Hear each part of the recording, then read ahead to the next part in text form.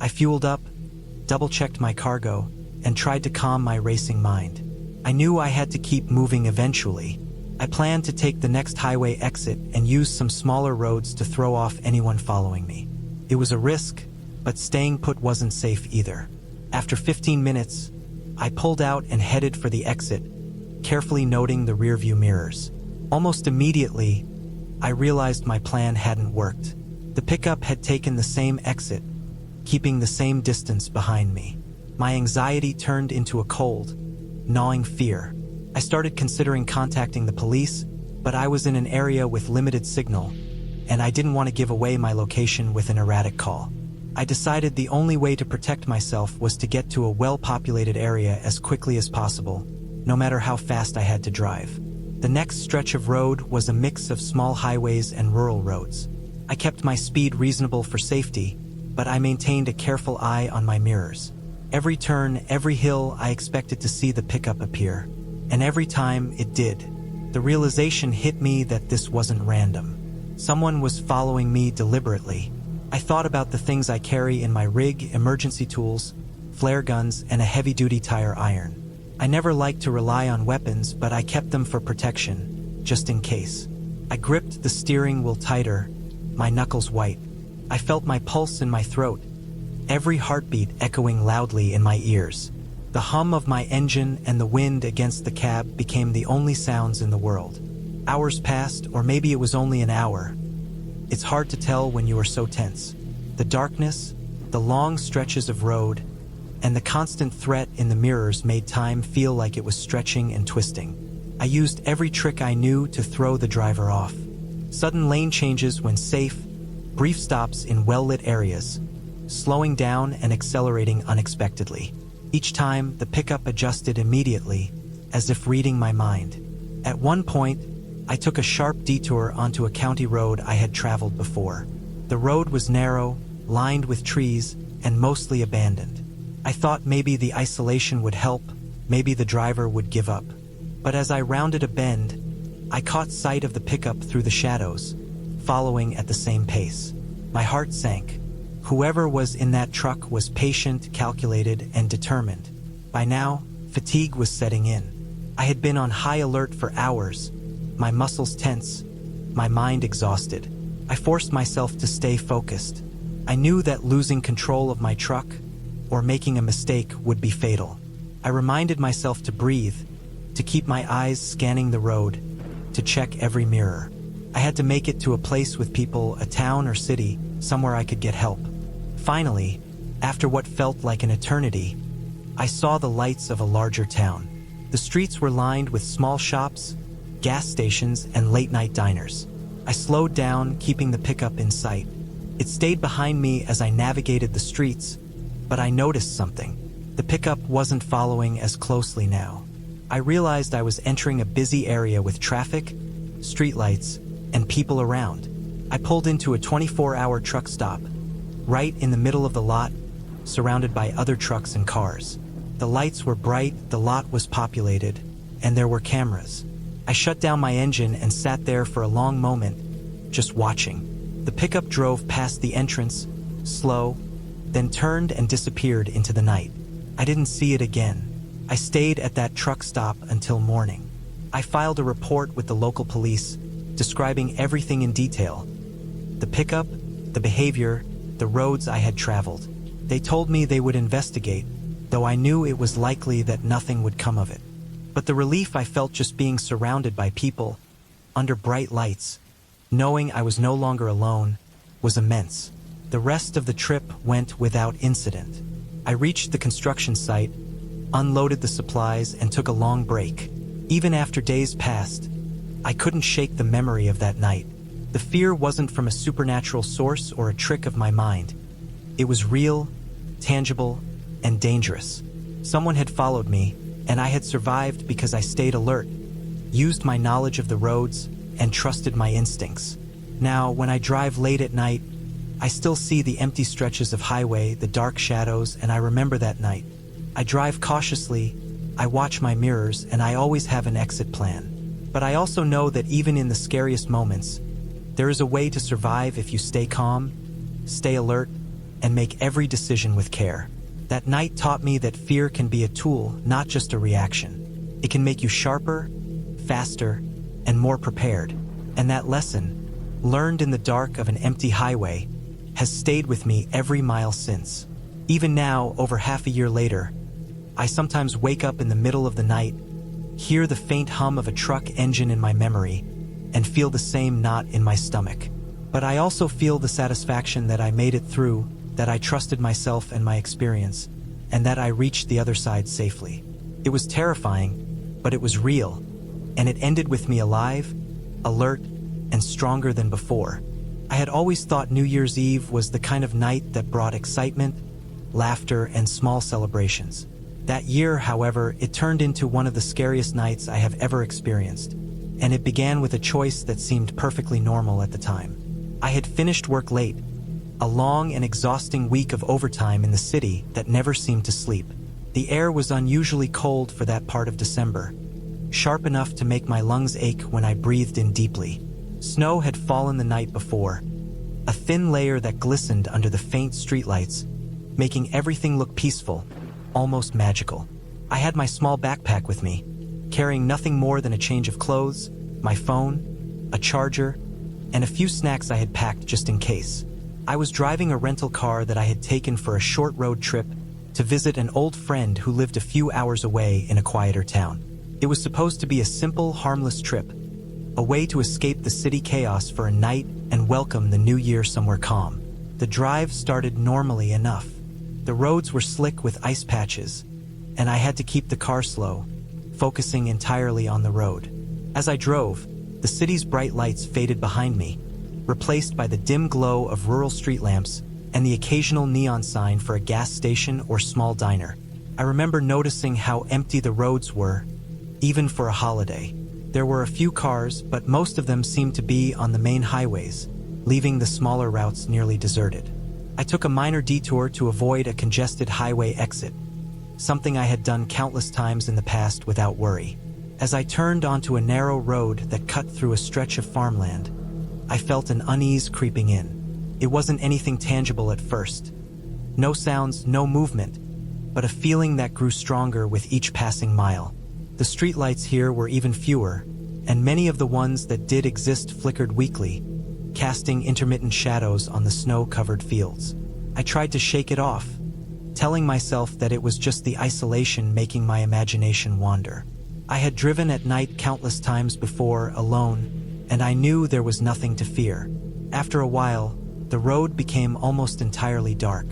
There were no lights ahead, no signs of habitation for miles.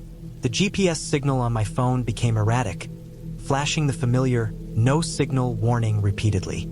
I thought it was strange but not alarming. This part of the country was known for weak reception. The only sounds were the hum of the engine, the tires crunching over patches of snow, and my own breathing. Then, somewhere ahead, I saw a small gas station sign flickering in the distance. Relieved, I decided to stop. I needed fuel, and I wanted to check my phone properly to ensure I was still on the right path. The gas station was the kind you only see in remote areas.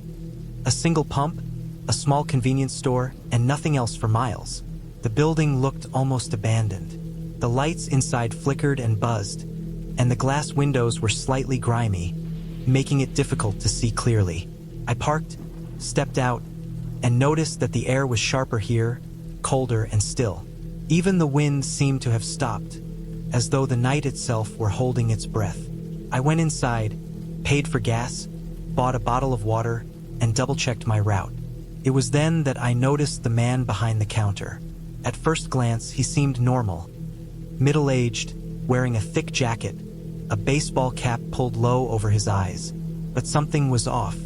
He moved very slowly, methodically, almost as if he were deliberately exaggerating every action. He didn't speak, didn't acknowledge me except for a brief nod when I handed him the cash. I felt an unexplainable tension in the air, a subtle warning that made my skin prickle. I tried to ignore it, thinking that maybe he was just tired on a New Year's Eve night, working long hours with hardly any customers. I filled my car and stepped back into the freezing night. When I got in, I felt that first real sense of unease. My headlights illuminated the dark road ahead, But I noticed something strange. The man from the gas station was now standing outside, watching me. Not far, just near the edge of the snow-covered field, but enough to make me feel exposed. I hesitated, gripping the steering wheel tightly, telling myself to relax. Perhaps he was just taking a smoke break, or maybe he had finished his shift and was standing there for warmth. But my gut told me to leave immediately. As I drove away, I felt his eyes on me in the rearview mirror, a weight pressing into my back. The road ahead seemed endless, winding through dark forests and empty stretches of farmland. I tried to focus on the drive, the engine, the crunch of the tires on the snow, but every now and then I would glance in the rearview mirror, half expecting to see a figure appear out of nowhere. About 30 minutes later, I noticed a car following me. At first, I thought it was coincidence, a rare vehicle on this lonely road, but the headlights mirrored mine for miles, staying at a consistent distance. I tried to stay calm, telling myself that maybe the driver was lost too, or was heading to the same town. But then they started to mimic my moves. I took a left turn and they took the same turn. I sped up and so did they. A knot of fear twisted in my stomach.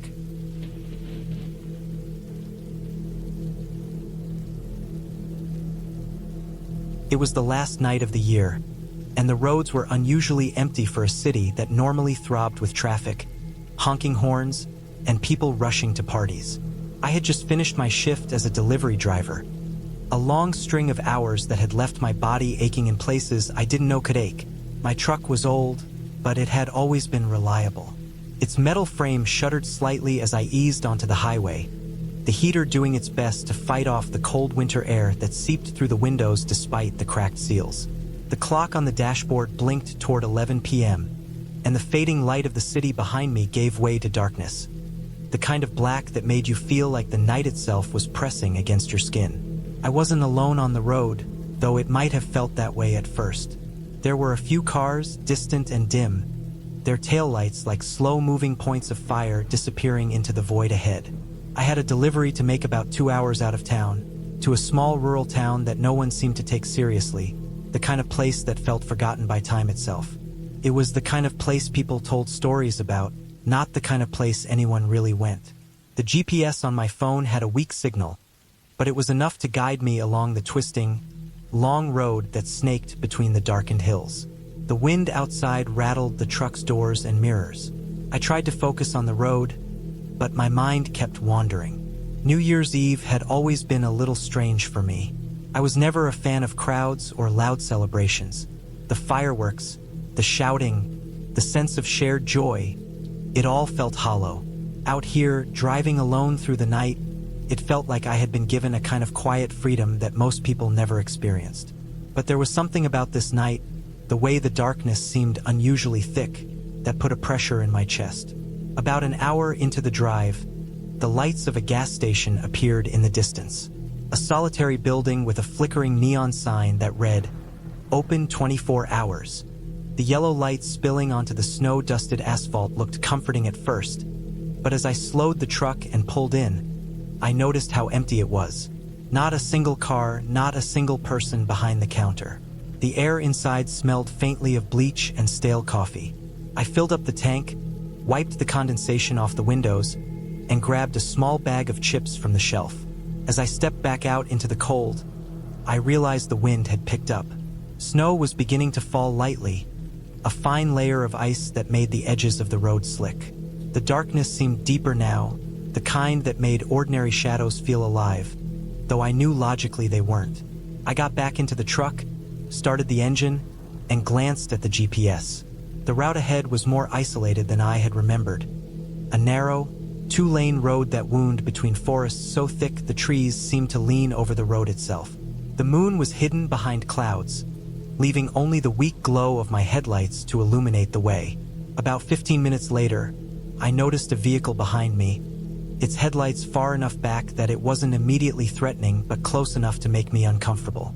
At first, I thought it was just another car out for last-minute celebrations, but as time passed, I realized it was following me, keeping pace exactly, like it was intentionally staying behind me no matter how I adjusted my speed.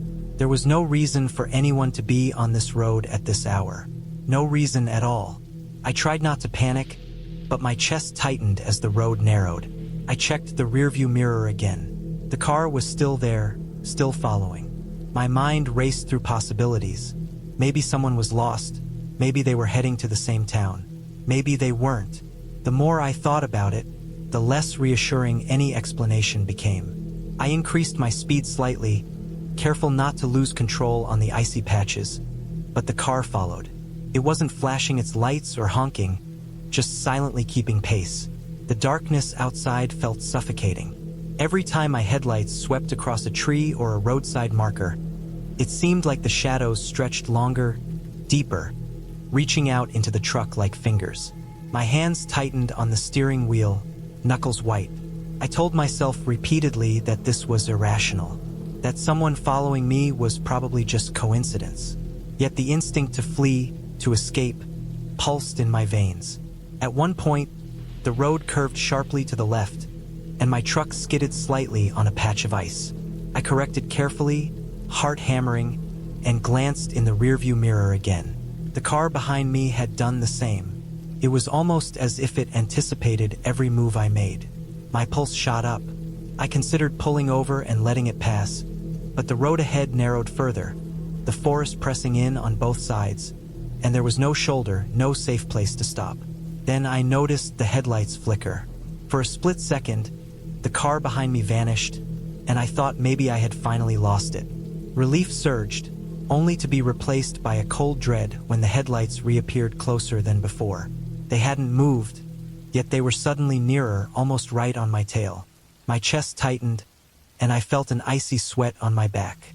Something about the way it moved, the way it didn't act like a normal driver, felt wrong. The snow began to fall harder, blurring the edges of the road. I had to slow down to maintain control, my tires crunching against the thin layer of snow and ice. The road signs were few and far between, and the forest outside became a wall of darkness. My headlights revealed nothing but black trunks and the occasional frozen branch. The car behind me didn't slow down. It didn't swerve. It stayed perfectly aligned, following me as if it had no other purpose. I considered calling the police, but my phone's signal was almost gone. I tried anyway, dialing 911, but the call didn't go through. Frustration and fear bubbled inside me. I felt trapped on a road that seemed to stretch endlessly into the dark, with no one around for miles.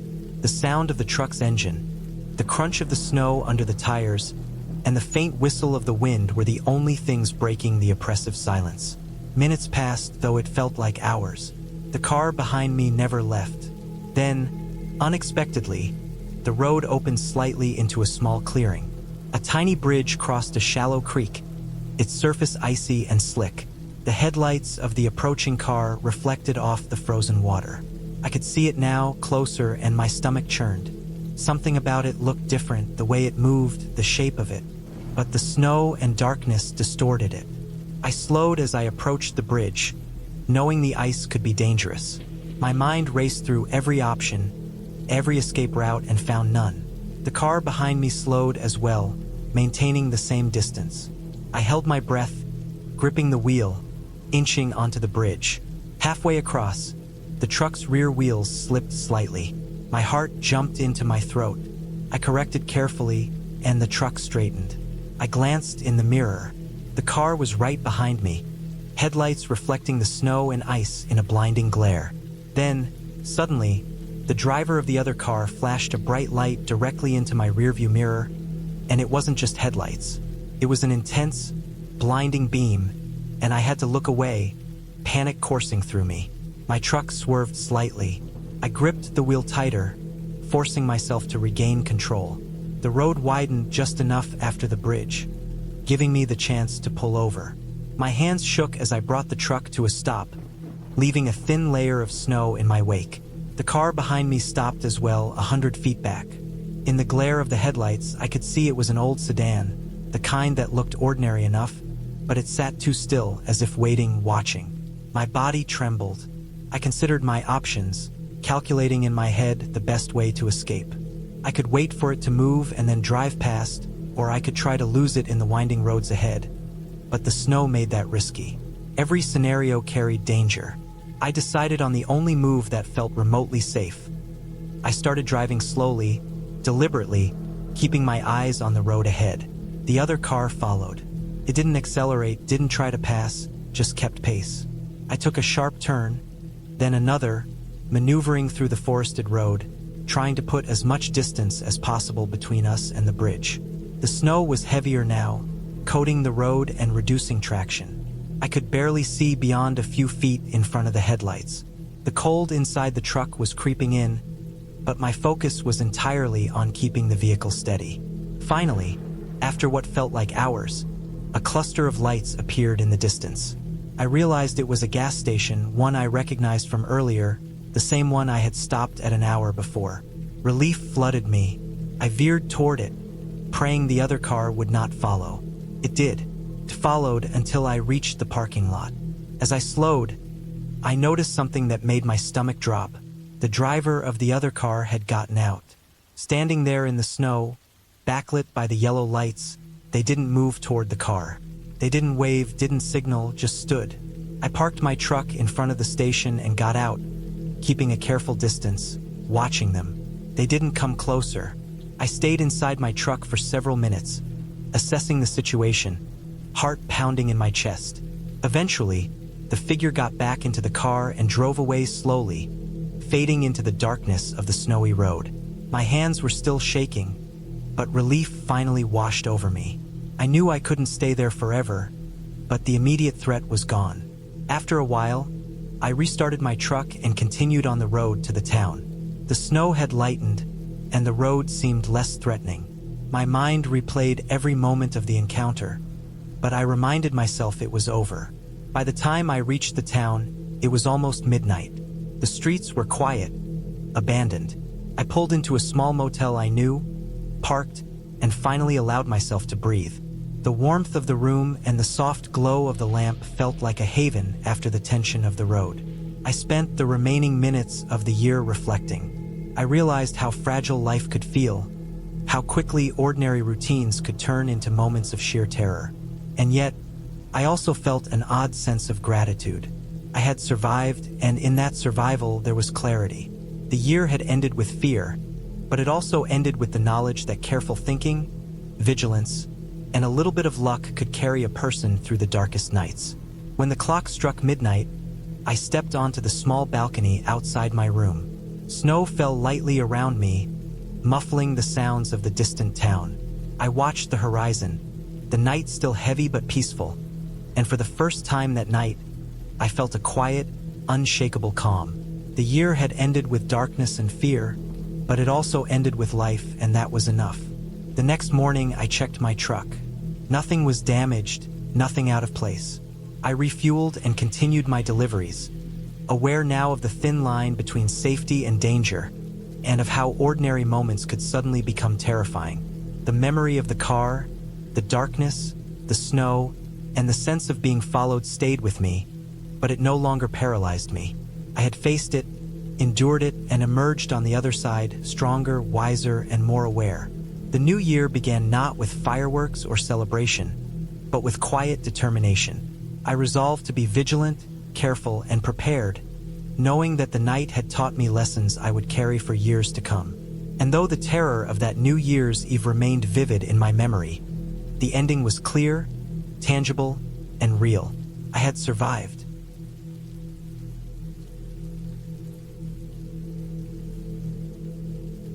The first instinct in situations like this is to deny it, to rationalize it, but the human body reacts before the mind fully processes danger.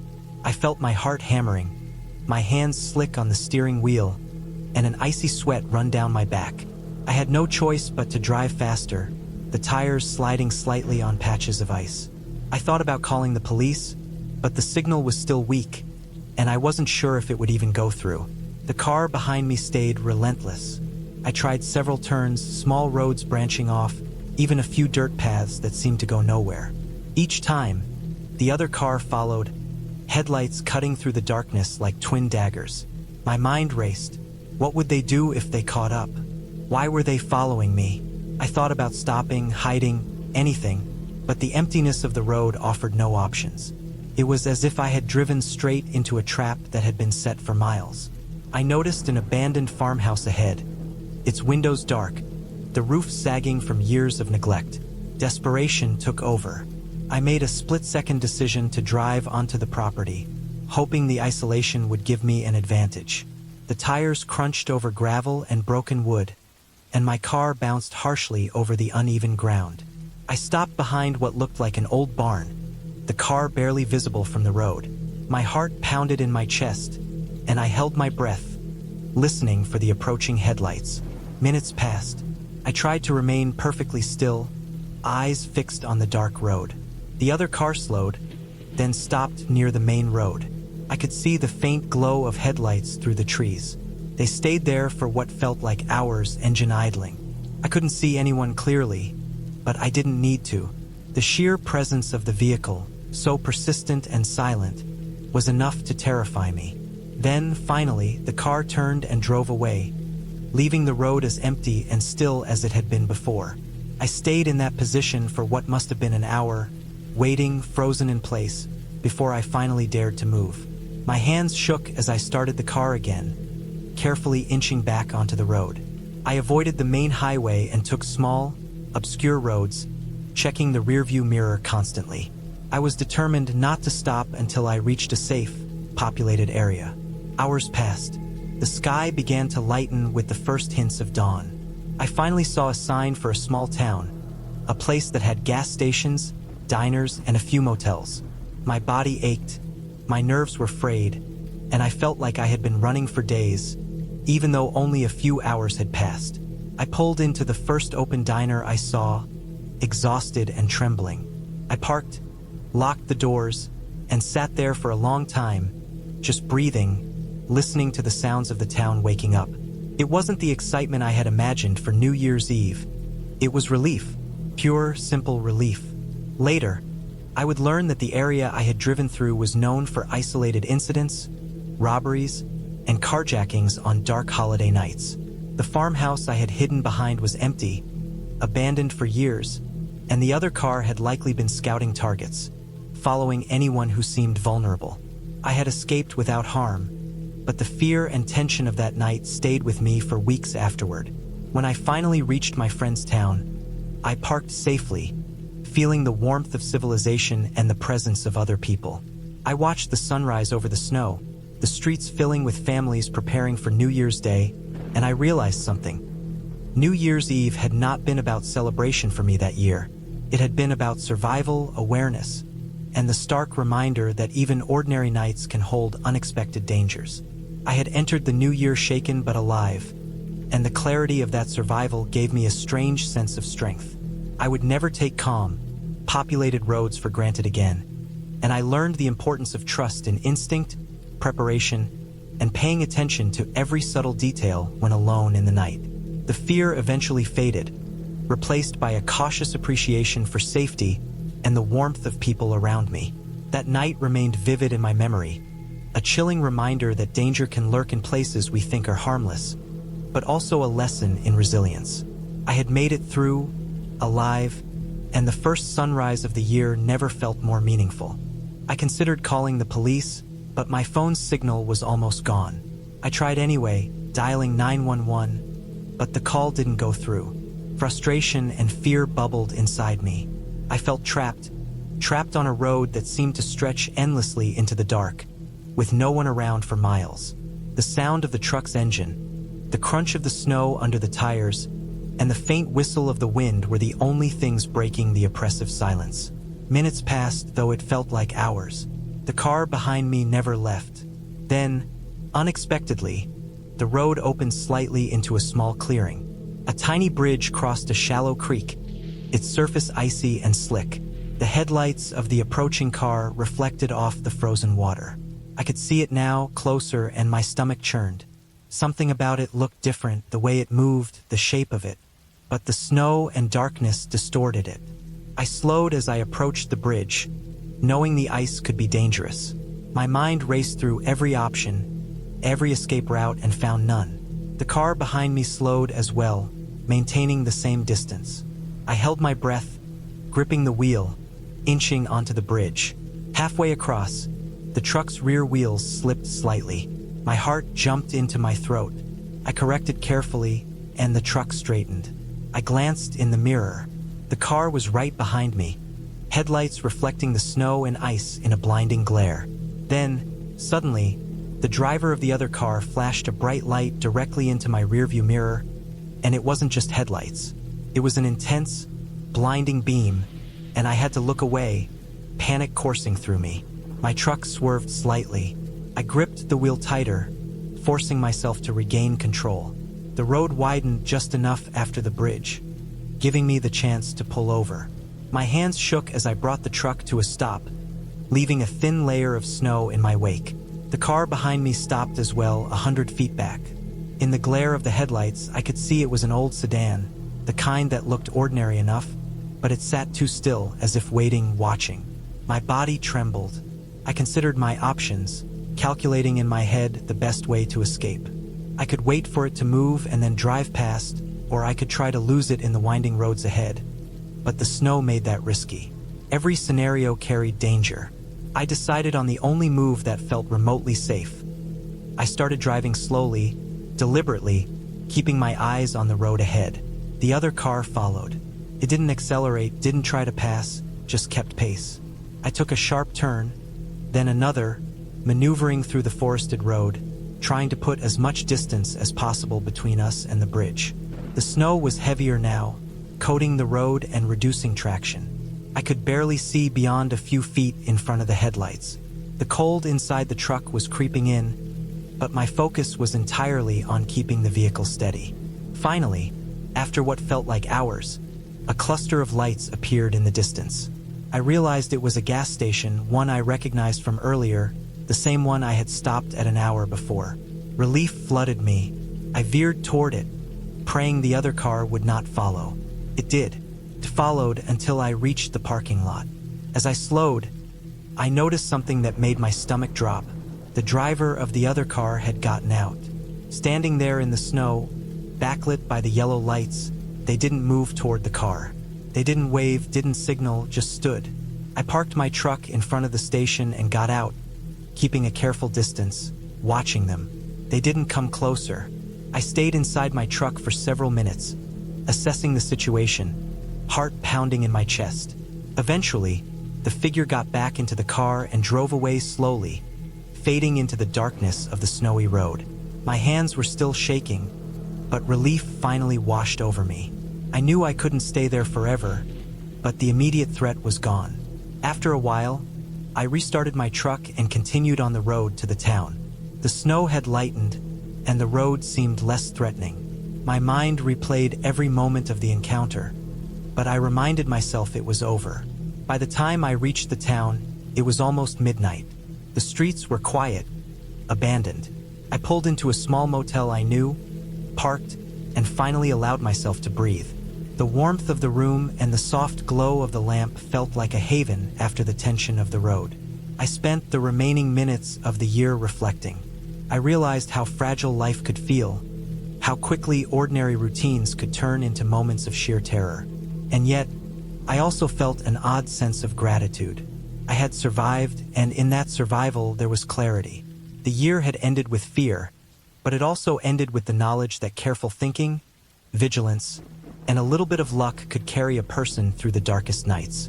When the clock struck midnight, I stepped onto the small balcony outside my room. Snow fell lightly around me, muffling the sounds of the distant town. I watched the horizon, the night still heavy but peaceful, and for the first time that night, I felt a quiet, unshakable calm. The year had ended with darkness and fear, but it also ended with life, and that was enough. The next morning, I checked my truck. Nothing was damaged, nothing out of place. I refueled and continued my deliveries, aware now of the thin line between safety and danger, and of how ordinary moments could suddenly become terrifying. The memory of the car, the darkness, the snow, and the sense of being followed stayed with me, but it no longer paralyzed me. I had faced it, endured it, and emerged on the other side, stronger, wiser, and more aware. The new year began not with fireworks or celebration, but with quiet determination. I resolved to be vigilant, careful, and prepared, knowing that the night had taught me lessons I would carry for years to come. And though the terror of that New Year's Eve remained vivid in my memory, the ending was clear, tangible, and real. I had survived.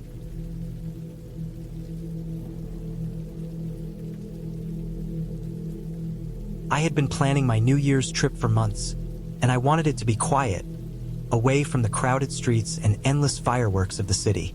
The idea was simple: rent a small cabin somewhere in the woods, spend the last night of the year alone, and watch the new year arrive in peace.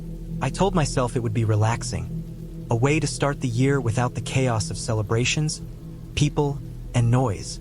I packed carefully, making sure I had everything I needed: blankets, food, water, a first aid kit, a flashlight, spare batteries, and my phone. I didn't want to risk being unprepared in the middle of the woods, especially in winter, when everything could get dangerous quickly. The drive to the cabin was long, but I didn't mind. The roads were icy in parts, and the trees on either side of the highway were heavy with snow. The air smelled crisp and cold, the kind of cold that makes you shiver even through layers of clothes. My car's heater hummed quietly as I drove, and I kept my hands wrapped around the steering wheel, focusing on the road ahead. I noticed how quiet it had become. Normally, even in winter, there would be some movement: cars, trucks, occasional people walking, but this stretch of the highway was deserted. No other headlights appeared for miles. I felt a faint thrill, a mix of excitement and unease. I reached the turnoff for the cabin just as the sky started to darken. The small dirt road leading into the woods was barely plowed, the snow packed and uneven. I slowed my car and kept my eyes sharp.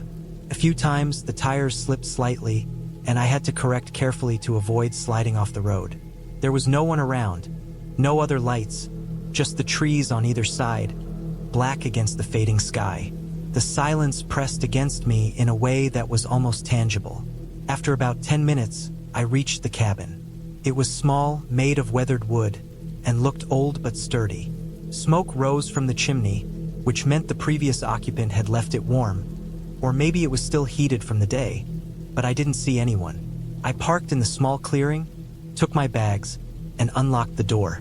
The inside smelled faintly of pine and old wood, the kind of smell that makes you feel like the place has been lived in for a long time. The floors creaked under my weight, and I noticed the dust settled in corners, undisturbed for months. I set down my things and took a moment to look around. The cabin was small. A single room with a wood stove, a small kitchenette, a table with a couple of chairs, and a staircase leading to a loft where the bed was. Everything seemed functional but basic, exactly what I needed. I turned on the stove, lit it carefully, and felt the warmth slowly creep through the room. Outside, the wind began to pick up. I could hear it brushing against the trees, rattling the loose branches, making them scrape against the windows. It wasn't loud enough to be terrifying, but it was enough to remind me that I was alone, miles away from anyone else. I unpacked my food and set out the small supplies I had brought. I had thought about bringing wine or snacks, something small to make the night feel special, but I also made sure to have emergency supplies. I didn't trust being in the woods at night without being prepared. As night fell, the darkness outside became almost absolute. The cabin's small windows showed nothing but black shapes of trees and the faint reflection of my own flashlight when I glanced outside. I decided to check the perimeter to make sure the area was safe. I wrapped myself in a thick coat, pulled on gloves, and stepped outside. The snow crunched under my boots, and the cold hit me sharply. I walked around the small clearing. Everything seemed normal. No tracks except my own, no strange sounds except the wind. But as I reached the edge of the clearing, where the trees became thicker, I noticed something that made my stomach tighten. There were tracks in the snow, not fresh, but not old either. They looked like footprints, human, leading into the trees away from the cabin. They didn't go in a straight line. They wandered, as if whoever made them had been moving around, stopping, turning, checking something. I froze, listening. The wind had slowed a little, and I could hear the soft rustle of snow falling from the branches. The tracks stopped abruptly a few meters into the trees, leaving no sign of movement beyond. I shook my head, telling myself it was nothing. Probably someone had walked through the woods earlier in the day, maybe a hiker or a neighbor. Still, the feeling in my gut wasn't easy to ignore. I returned to the cabin, locked the door, and double-checked the windows. I made a note in my mind to keep a flashlight nearby and to stay alert. The evening passed slowly. I ate a simple dinner, read a little, and kept glancing at the clock. Midnight was approaching, and with it, the moment I had been waiting for. I wanted to be outside, see the new year arrive under the stars, but the tracks I had seen made me hesitate. The thought of being out in the dark woods alone with someone, or something I hadn't seen, felt wrong. I decided to stay inside but near the windows. The wind was picking up again, stronger now, rattling the cabin in a way that made the walls groan. I could see my breath in the cold air near the window, even though the stove was working. I had always liked the quiet moments that came just before midnight on New Year's Eve, but that year it felt different. I had planned to spend the night alone in my small apartment, mostly to get some peace after a chaotic year, but I wasn't expecting anything to go wrong. I remember waking up that morning with a strange tension in my chest, a sense I couldn't quite name. I brushed it off at first, thinking it was just the usual anxiety that comes with the idea of leaving one year behind and stepping into another. The day passed slowly, the sunlight weak and gray, barely warming the air outside. The streets were oddly empty, not the usual bustle I was used to seeing in my neighborhood, which gave a quiet unease that settled in my mind. I spent the day doing mundane things, tidying up my apartment, making food, checking my old laptop for messages I knew wouldn't come. I had decided to stay in partly because I had no real friends left to celebrate with, partly because I just wanted to be alone. The quiet seemed like a relief at first, but as the hours crept closer to night, the feeling of unease deepened. There was a dull thrum of tension in the air, almost like the city itself was holding its breath, waiting for something to happen. I could hear the faint hum of traffic far off, the occasional distant shout, the echo of a car door slamming. By late evening, I had started a small fire in my old metal heater. I sat in a chair pulled close to it, staring at the orange glow licking the walls. I had no idea what I was expecting, but it wasn't anything like what came next. Around 11:30, the power in my building flickered. I didn't think much of it at first.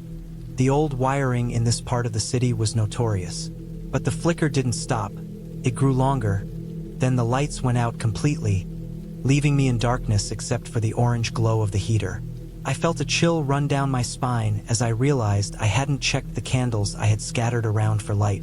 There were a few on the table, but I didn't like the idea of relying solely on them. I grabbed a flashlight from the kitchen drawer, the kind that was supposed to last a long time. I flicked it on, the harsh white beam cutting through the shadows in my apartment. Every corner of the room seemed exaggerated in the light, every object casting long, strange shadows. I tried to laugh at my own nerves, telling myself that it was just a power outage, that this was normal, but the sound of my own voice in the empty apartment sounded hollow and strange. I decided to check the circuit breaker.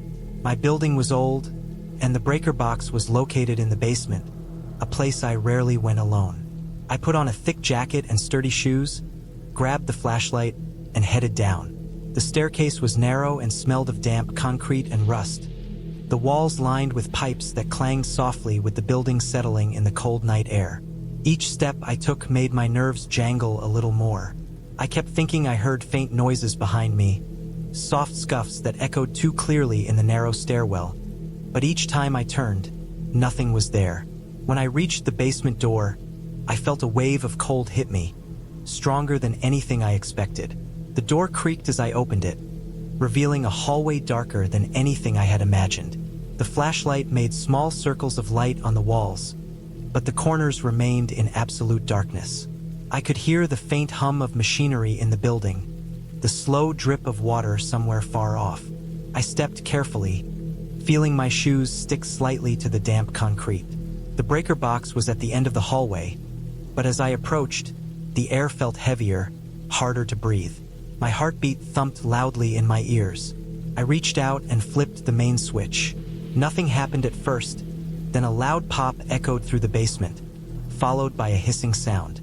Sparks flew briefly from the box, and I jumped back, the flashlight shaking in my hand. I cursed under my breath and decided to step outside the basement to wait.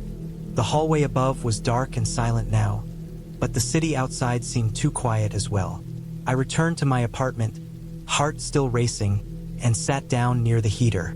The small flame of the fire seemed insignificant compared to the darkness around me. I tried to distract myself with the news on my phone, but the signal was weak.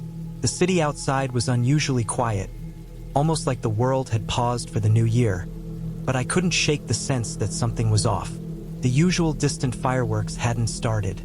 No honking of cars, no celebration. The air itself seemed tense.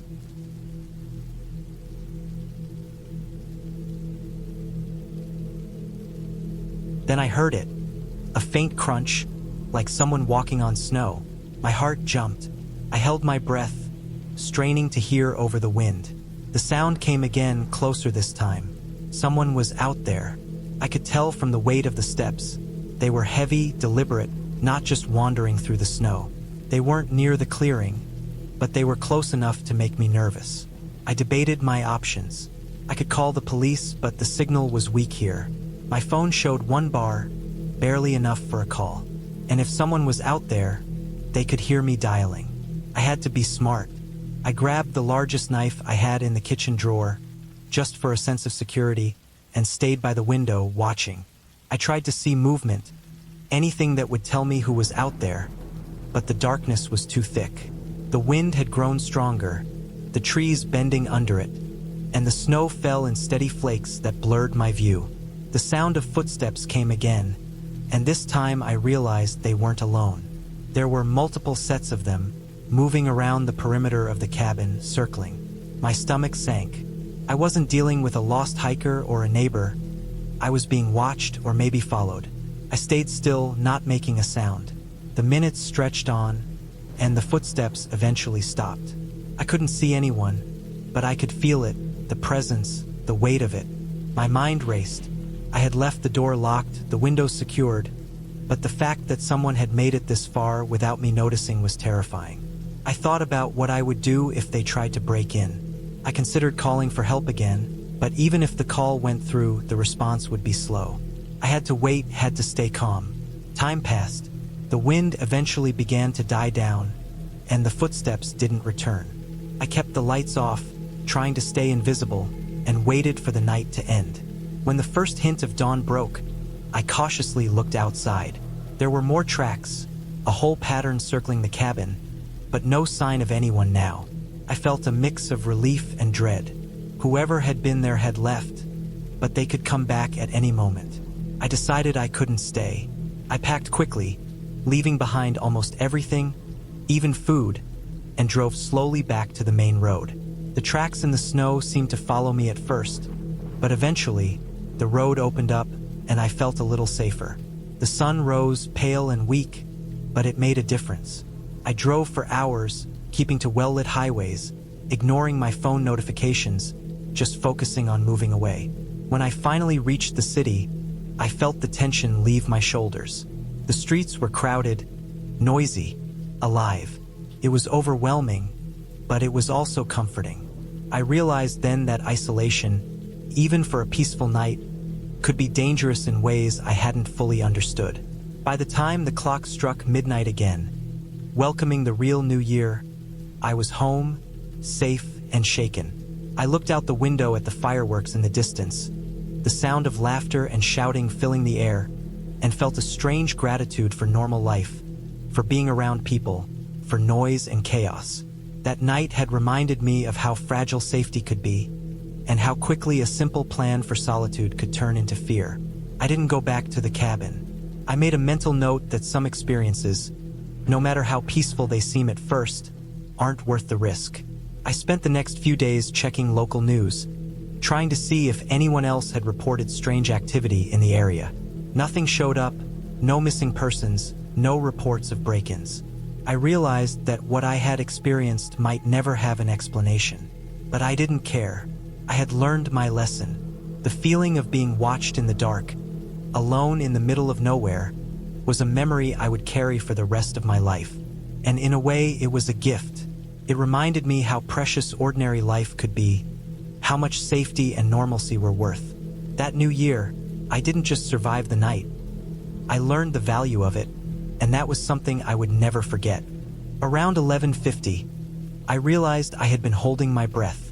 I tried to shake off the feeling of being watched, telling myself I was imagining things, but my mind kept returning to the faint noises I had thought I heard in the stairwell. I moved closer to the window and looked outside.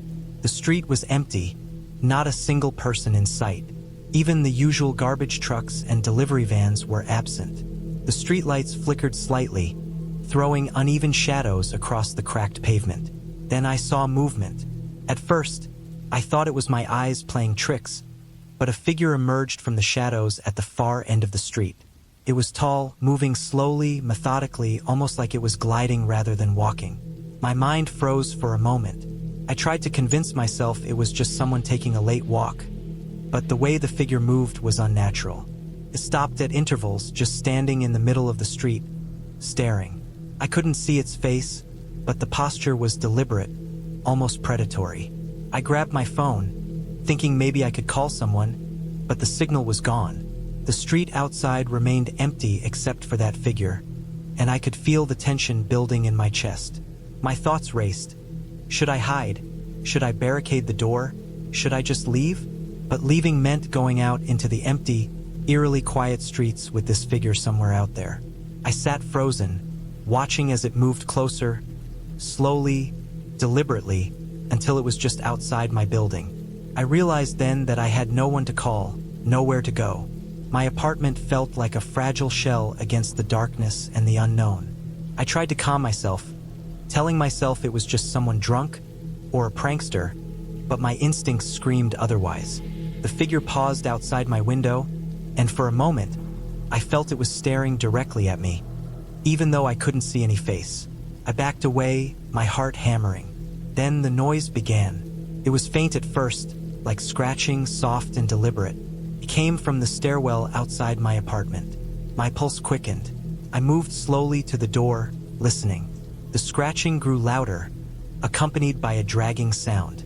Something was moving up the stairs. I froze, my body refusing to move, but my mind raced through options. I could hide, but in an apartment with only one exit, it seemed futile. I grabbed the heaviest object I could find, a metal lamp, and held it like a weapon. The footsteps reached my door. They paused, and the silence that followed was suffocating. I could hear my own breathing, harsh and fast. Then came a faint knock, slow and deliberate, the kind that doesn't ask a question but marks a warning. I held my ground, gripping the lamp. The knocking continued, more insistent, each one echoing in my skull. I knew I had to act. I couldn't wait for someone else to intervene. I took a deep breath, swung open the door, and stepped into the hallway. The streetlights outside threw weak light into the corridor, but I saw nothing. The door to the stairwell was closed, and for a moment, I wondered if I had imagined it all. Then I heard it again, the scratching, coming from the basement door at the end of the hallway. My mind raced. Whoever it was, they weren't going to stop. I made a decision. I ran back to my apartment, locked the door, and called the police, explaining everything as best I could. They said someone would be sent, but it might take time. I barricaded the door with furniture, grabbed more flashlights, and waited.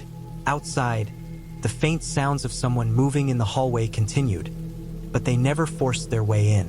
Eventually, I heard sirens far away at first, then closer. The figure outside vanished, and the footsteps retreated. When the police arrived, they searched the building and surrounding streets. They found no one. No one had been seen by neighbors, no cars parked suspiciously, nothing. They chalked it up to someone breaking in earlier, possibly frightened off by the noises I made inside. I was left shaken, but safe, and the streets slowly filled with people as the city came alive for the new year. The rest of the night passed quietly. I sat near the window, watching the first fireworks, feeling a cautious relief. The figure never returned, and though the city celebrated, I carried a lingering unease.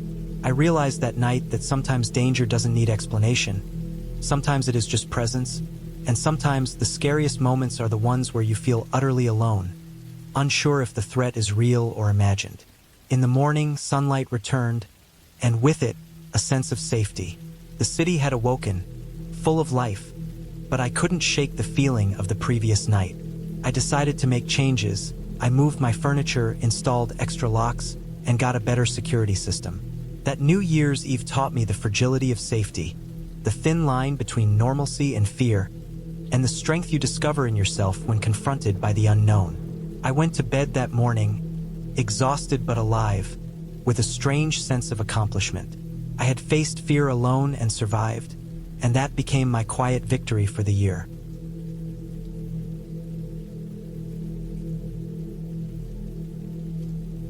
I remember the New Year's Eve of that year with a kind of clarity I wish I didn't have. It began like any other late December day, cold and gray, with the heavy scent of melting snow and exhaust from cars lingering in the streets. I had spent the morning running errands, picking up snacks and supplies I thought I might need for a quiet night at home. I didn't have any plans to go out or meet friends. I preferred solitude, and that year it felt even more necessary. Work had been exhausting, and the city itself seemed darker, quieter, like it was holding its breath, waiting for the year to turn. I started my evening early, setting up the apartment with some basic decorations. A few strings of lights along the window, a small bottle of champagne chilling in the fridge, and the scent of baked bread and cinnamon lingering from the tiny batch of cookies I had prepared. I wanted the night to feel peaceful, controlled, safe. I didn't expect anything out of the ordinary. Not that night, not ever. As the sun dipped below the horizon, the gray light fading into the cold blue of night, I noticed the wind had picked up. Through the window, snowflakes began to drift down, tiny at first, then more rapidly, the flakes thickening until the city street was already coated in white. The streetlights cast halos through the snow, illuminating parked cars and the bare branches of trees that leaned and shook in the gusts. I felt a creeping sense of isolation, not fear exactly, but a kind of heaviness that settled on my chest.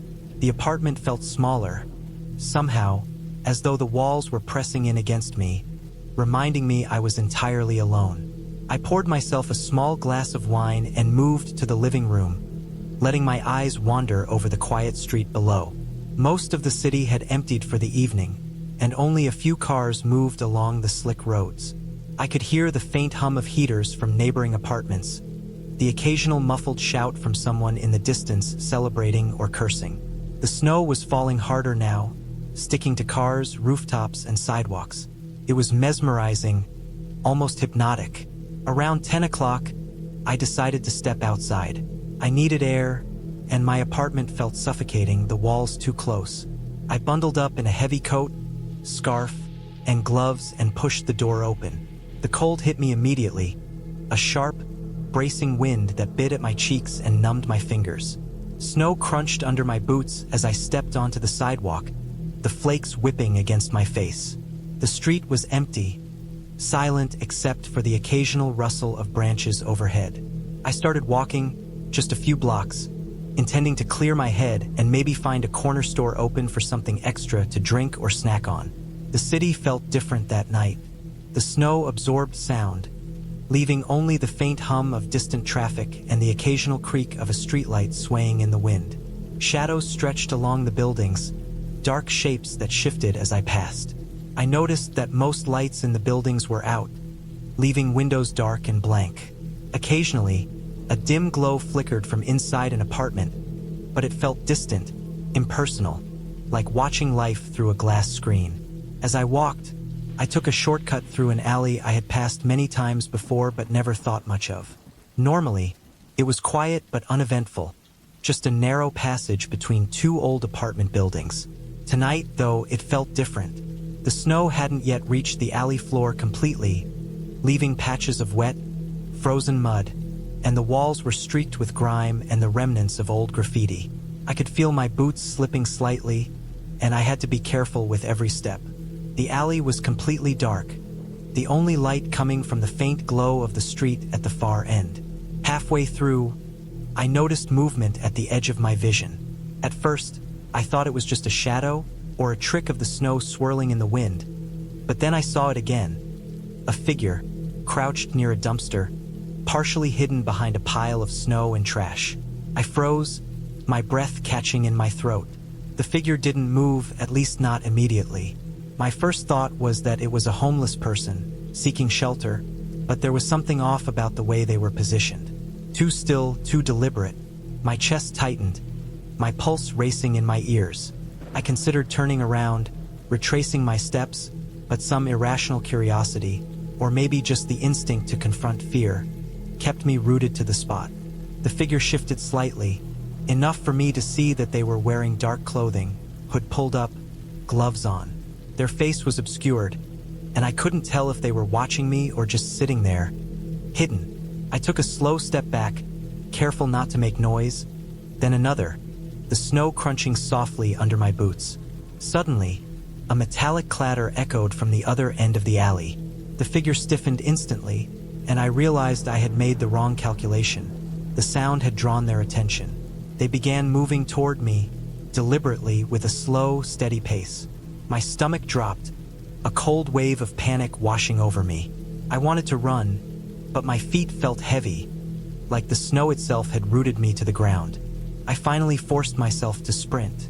The snow made my boots slip with every step, but I managed to keep moving, my heart hammering. Behind me, I could hear the crunch of boots in the snow, following me, keeping pace. The alley seemed to stretch endlessly, every turn and corner a potential trap. I could see the dim streetlight at the end of the alley, a faint promise of safety, but it felt miles away. My lungs burned, my muscles ached, and my mind raced through worst-case scenarios.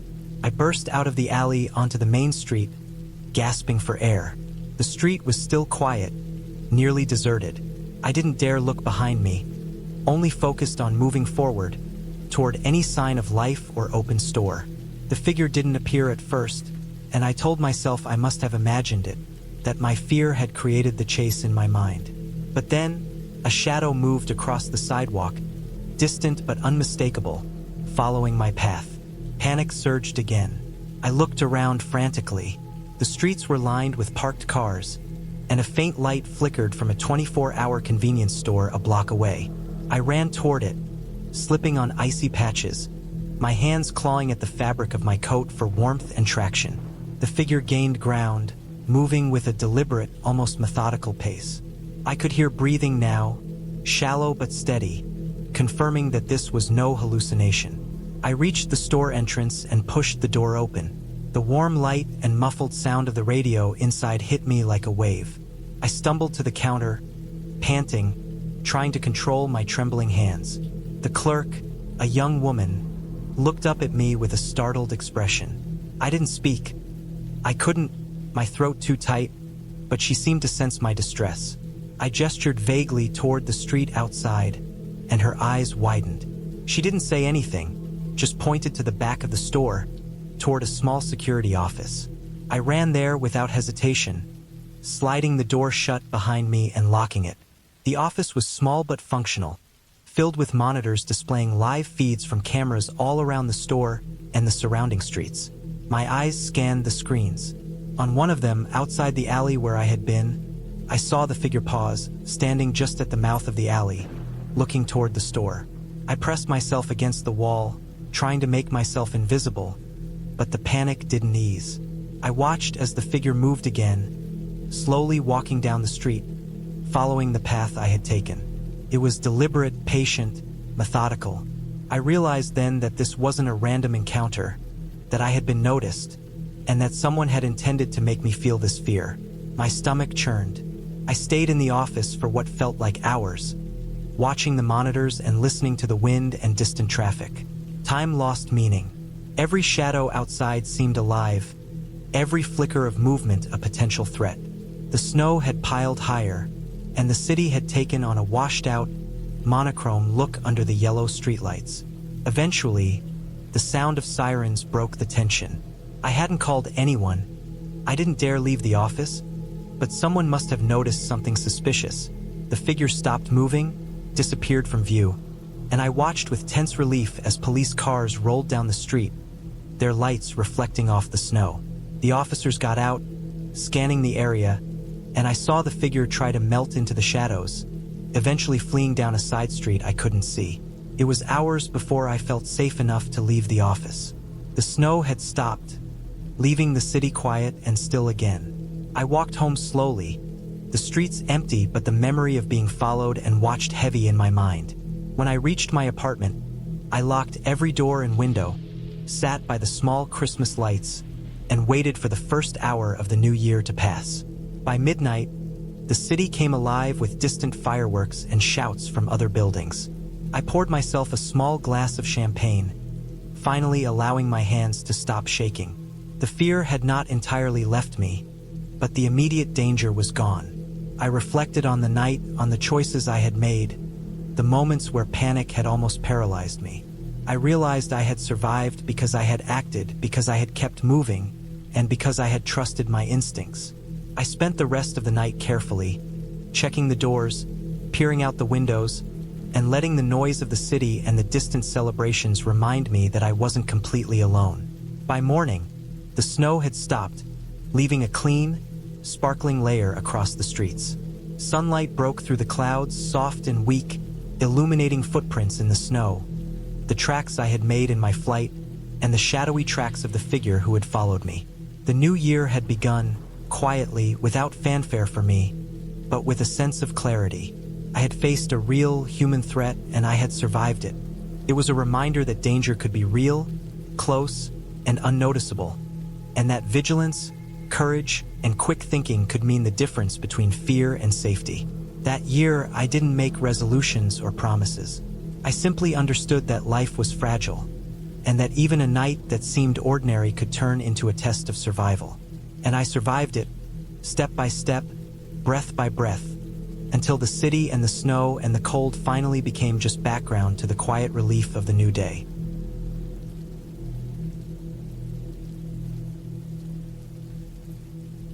The last day of the year had always felt different to me, not in the celebratory sense with fireworks or parties, but in a quiet, heavy way, like the world was holding its breath before it turned the page to something unknown.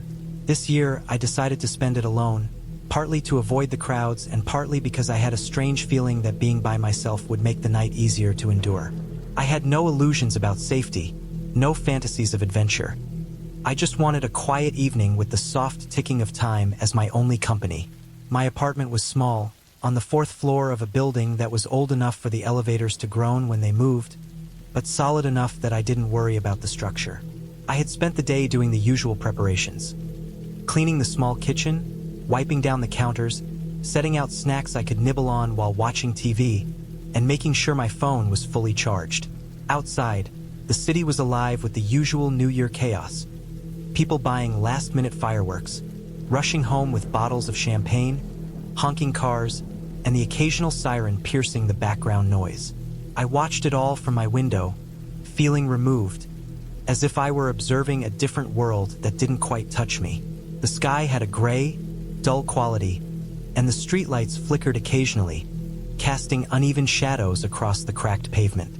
Around 7 in the evening, I noticed a man lingering near the small grocery store across the street. He wasn't doing anything suspicious at first glance, just standing near the entrance, hands stuffed into the pockets of his coat, watching people come and go. But there was something off. His head moved slowly, almost mechanically, following the flow of people, yet not in a casual, observational way. It was deliberate, calculated. Something in the way he held himself made my stomach tighten. I looked away, thinking I was being paranoid, and returned to preparing my small dinner. I was halfway through reheating some leftovers when the power flickered. I paused, knife in hand, staring at the kitchen light. Then it went out entirely, leaving me in a sudden, choking darkness. My heart thumped in my chest. The only illumination came from the dim streetlights outside, which threw long, strange shadows across the room. I grabbed my phone and turned on the flashlight. The glow was weak, but enough to navigate to the living room and check the breaker.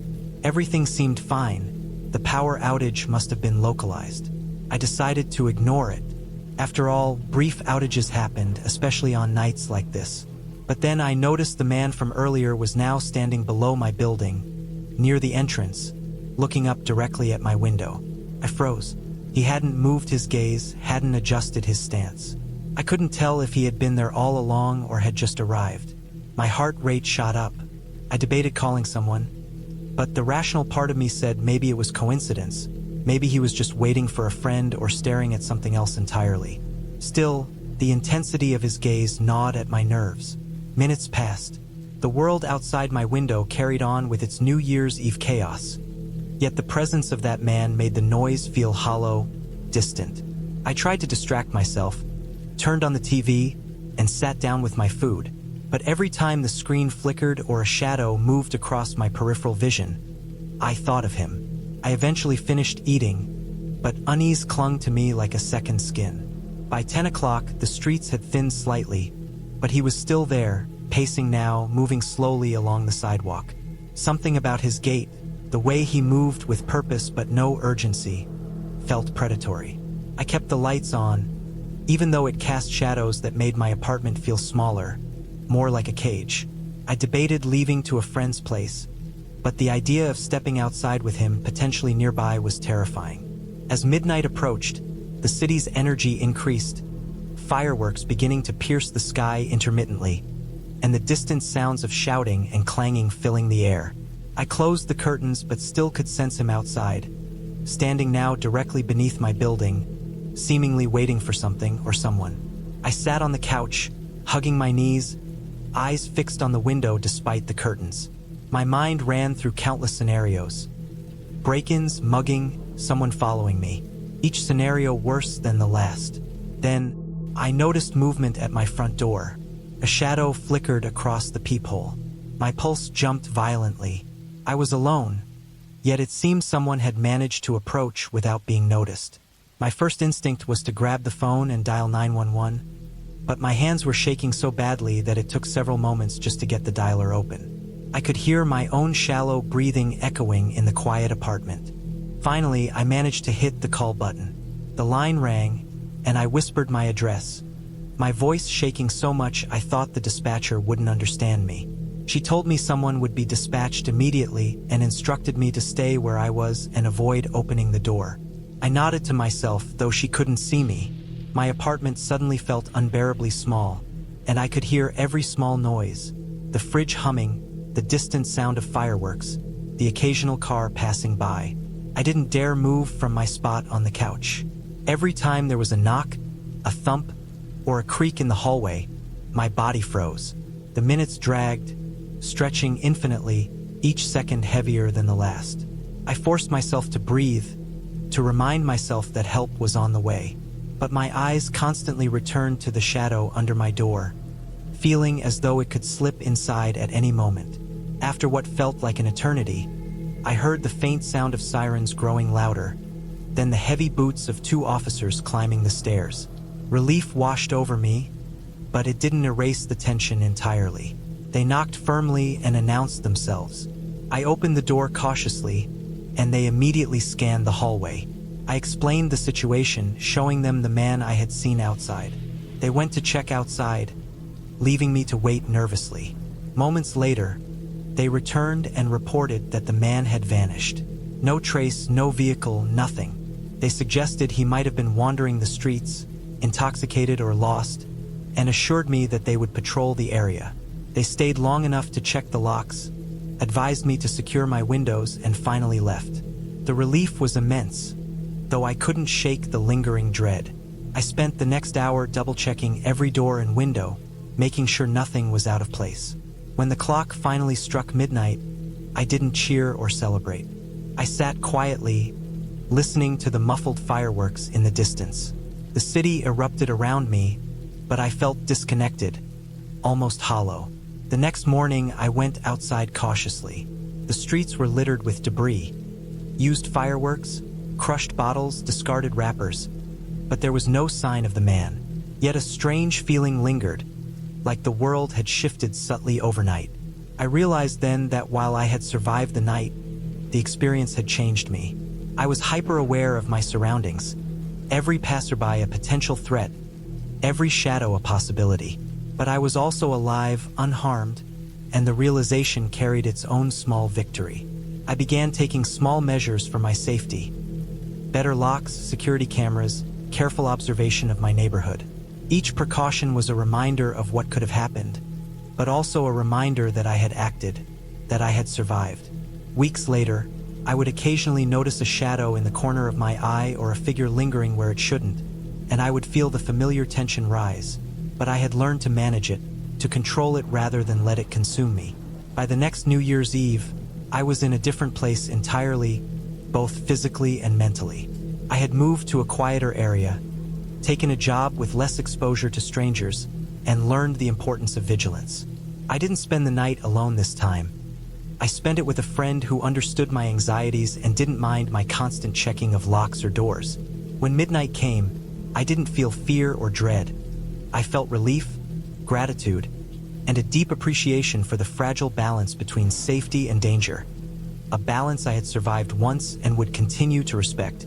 Surviving that night wasn't about heroics or luck alone. It was about awareness, preparation, and the ability to act even when fear threatened to freeze me. I realized that horror didn't always come from the supernatural. Sometimes it came from real people, real threats, and real dangers lurking in plain sight. And surviving it meant understanding that reality, accepting it, and taking steps to live beyond it. That New Year's Eve remained vivid in my mind, a stark reminder that the world could be unpredictable, that danger could appear in ordinary places, and that every ordinary night had the potential to become a nightmare. But it also taught me resilience, the strength in cautious vigilance, and the importance of valuing each safe, quiet moment in a world that could turn against you at any second. I stepped into the new year with a clearer understanding of fear, survival, and the importance of living cautiously but fully, embracing life even when its shadows seem too long and too dark.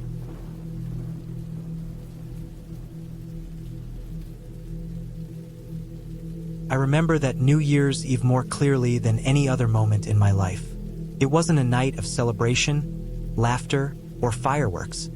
It was a night where I realized just how fragile and unpredictable life could be.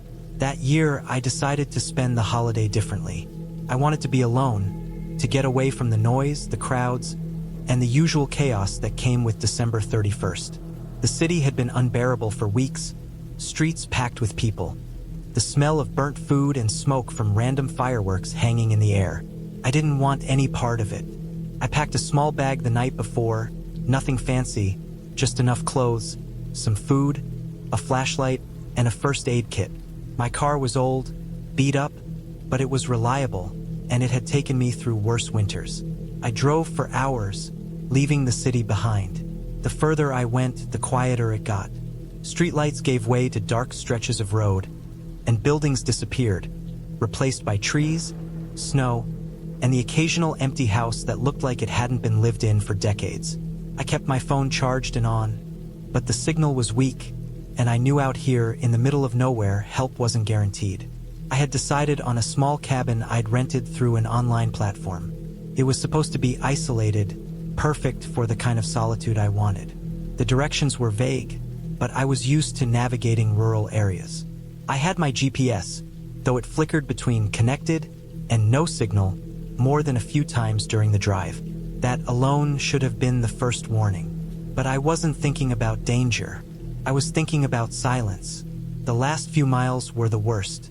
The road narrowed, snow had started to fall lightly, and the headlights barely lit more than 10 feet ahead.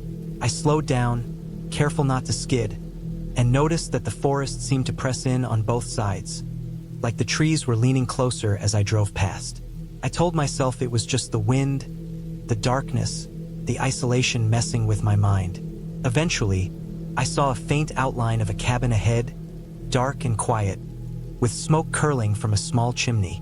I parked my car in the driveway and breathed out a long sigh. At least it looked lived in, at least it looked safe. Inside, the cabin was small, maybe 2 rooms and a loft, but it was warm. The owner had left a stack of firewood, matches, and instructions for the heating system. I unpacked, lit a fire, and for the first time in weeks, I felt my shoulders relax. The sky outside had grown darker, and snow was falling heavier, but inside it was quiet, warm, and peaceful. I ate some simple food, checked my phone again, and the weak signal reminded me that I was truly isolated. I shrugged it off, thinking it was exactly what I wanted. As the evening dragged on, I kept the fire burning. Hours passed slowly. I watched the snow through the small windows, marveling at how it muffled the world outside. Every so often, I thought I heard noises. A branch snapping, the wind moving the trees, maybe the cabin settling. I was alone, and my imagination began to play tricks. Shadows from the fire danced on the walls, stretching and twisting. I felt a creeping unease, but I kept telling myself it was just the solitude, just the night, nothing real. Around 10:30, I decided to go outside for a moment. The snow was falling thickly now, soft, but cold. I wrapped myself in a thick coat and boots, feeling the crunch underfoot. The forest was silent except for the occasional gust of wind and the faint creak of snow-laden branches. I walked a little, taking in the night, feeling a strange thrill from being completely alone in the wilderness. But then I saw something that made my blood run cold. Footprints, not my own. They were large, deep in the snow, coming from the direction of the road and leading right toward the cabin. I froze. The footprints were fresh. Whoever or whatever had made them had just come from the road. My mind raced. There was no one else nearby, I thought. How could someone be out here in this weather? I went back inside, bolting the door, checking the locks, and watching the windows like a hawk. Hours passed, and I kept glancing outside, feeling the weight of eyes I couldn't see. Midnight was approaching. I had decided to stay inside, to just watch the clock and try to relax. I didn't want to go outside again. The snow was relentless, and the darkness beyond the windows seemed deeper than it had a few hours before. I kept the fire roaring and the lights on, trying to convince myself that everything was fine, that I was just overthinking. But then I heard it. A knock. A single, deliberate knock on the door. My heart stopped. The snow outside was undisturbed, except for the footprints. Who was out there? I checked the windows. No one. I opened the door just a crack, enough to look out. Nothing. The snow kept falling, covering the footprints again, erasing any sign that someone had been there. My mind screamed that maybe I imagined it, that I was alone. I tried to calm myself, but every instinct screamed danger. I decided to lock all the doors again and stay put. I grabbed my phone, hoping for a signal. 1 bar. That was it. Not enough to call anyone reliably. I stayed near the fire, clutching a heavy flashlight like a weapon. I watched the clock tick toward midnight, the sound in the cabin amplified by the silence outside. Then I heard it again, this time from the back window. Soft footsteps crunching in the snow, slow and deliberate. I didn't know what to do. I considered leaving, driving away in the snowstorm, but the road was treacherous, visibility near zero. I had to wait it out, somehow. I stayed low, eyes fixed on the windows. The footsteps circled the cabin, faint, methodical, and then stopped. Silence. My heart was pounding so hard I thought it would burst. Then the door handle rattled. Someone was trying to open the door. I grabbed a heavy poker from the fireplace. Adrenaline flooded me. I couldn't think rationally, couldn't plan. I just waited, tense, breath held. Minutes passed. The handle stopped moving. Then the silence returned. I knew I had to survive until morning. I stayed by the fire all night, never letting the doors out of my sight, never letting the windows go dark. Every creak, every snap, every rustle made me jump. I thought about calling the police again, but 1 bar wasn't enough. I knew that if someone was out there with ill intent, I couldn't count on help. I had to rely on myself. The night was long, and the snowstorm intensified.